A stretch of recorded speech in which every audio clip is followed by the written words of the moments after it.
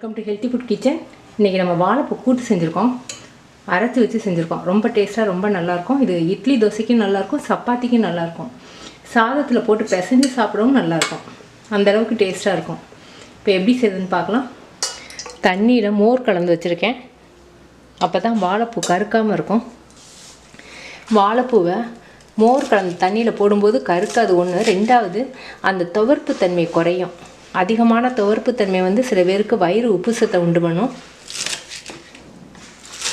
மோர் தண்ணியிலையும் போடலாம். அந்த சில இல்லாட்டி தண்ணியில் கொஞ்சம் லெமன் புழிஞ்சு அந்த லெமன் தண்ணியிலையும் நீங்கள் போடலாம்.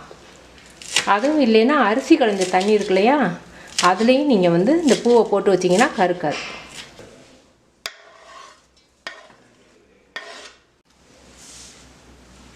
ஒரு பூ ஃபுல்லாக நறுக்கிட்டேன். இப்போ நம்ம செய்யலாம். ஒரு ட்ராப் மட்டும் ஆயில் சேர்த்துருக்கேன். இதில் 1 ஸ்பூன் கடலைப்பருப்பு, 3 மிளகாய் சேர்த்துருக்கேன், மல்லி 3 ஸ்பூன் சேர்த்துருக்கேன், சீரகம் 1/2 ஸ்பூன். இப்போ தேங்காய் பூ ஒரு 4 ஸ்பூன். அடுப்பு அமர்த்திட்டு தேங்காய் பூவை சேருங்க. நீங்கள் மல்லி விதை இல்லைன்னா தேங்காய் பூவை சேர்த்த பிறகு மல்லி பவுட்ரு 2 ஸ்பூன் அளவுக்கு நீங்கள் சேர்த்துக்கலாம். இதை மிக்சியில் அரைச்சிடுவோம். இப்போ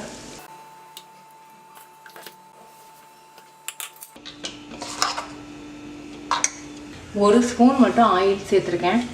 சீரகம் 1/2 ஸ்பூன், பெருங்காயம் கொஞ்சம், சின்ன வெங்காயம் ஒரு 8 வெங்காயம் நறுக்கி வச்சுருக்கேன். சின்ன வெங்காயம் இல்லைன்னா நீங்கள் பெரிய வெங்காயம் சேர்த்துக்கலாம்.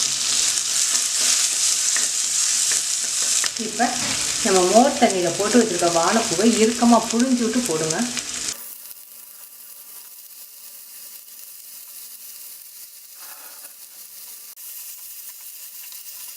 மஞ்சள் ஒரு 1/4 ஸ்பூன்,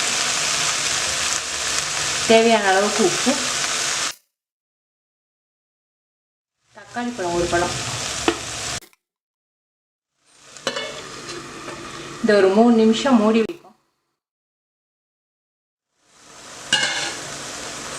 அந்த வாழைப்பூ வெந்து அதில் இருக்க நீர் சத்தம் பாருங்கள் வடிஞ்சிருச்சு. வாழைப்பூவை தனியாக நீங்கள் வேக வைக்கணுங்கிறதே இல்லை. இதில் நம்ம அரைச்ச விழுது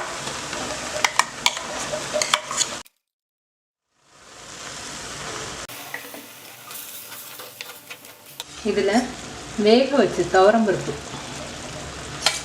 ஒரு 2 டேபிள் ஸ்பூன் அளவுக்கு போடுறேன். கொஞ்சமாக தண்ணி ஊற்றுங்க, ரொம்ப தண்ணி ஊற்ற வேணாம். ஒரு 3/4 கப்பு தண்ணி ஊற்றிருக்கேன். கொஞ்சம் நல்லா கொதி வரட்டும். நல்லா அந்த மல்லி வாசம் தூக்கலாக ரொம்ப நல்லா இருக்குது. இதில் 1/2 ஸ்பூன் நெய்.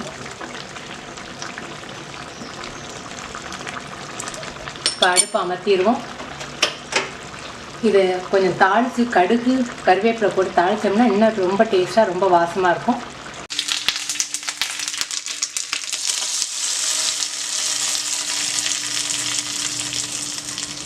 ஹெல்த்தியான வாழைப்பூ கூட்டு ரெடி.